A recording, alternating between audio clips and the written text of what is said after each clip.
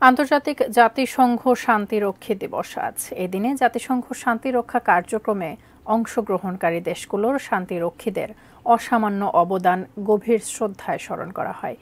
বাংলাদেশেও যথাযোগ্য মর্যাদায় পালন করা হচ্ছে দিবসটি। সকালে বিমান বাহিনীর ঘাঁটি বাসারে র্যালি করে দিবসটি উদযাপন করে বাংলাদেশ সশস্ত্র বাহিনী। আরও জানাচ্ছেন স্বপন আহমেদ।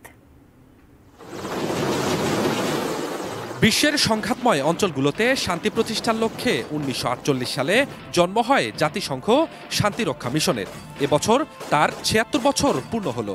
বিশ্বজুড়ে ২০০৩ সাল থেকে প্রতি বছর ২৯ মে আন্তর্জাতিক জাতিসংঘ শান্তিরক্ষী দিবস পালিত হয়।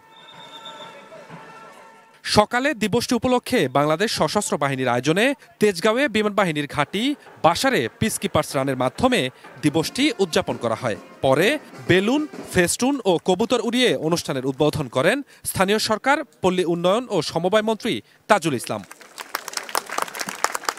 এ সময় মন্ত্রী বলেন, ৩৬ বছর ধরে শান্তিরক্ষা মিশনে সুনামের সঙ্গে কাজ করে আসছে সশস্ত্র বাহিনী ও পুলিশ।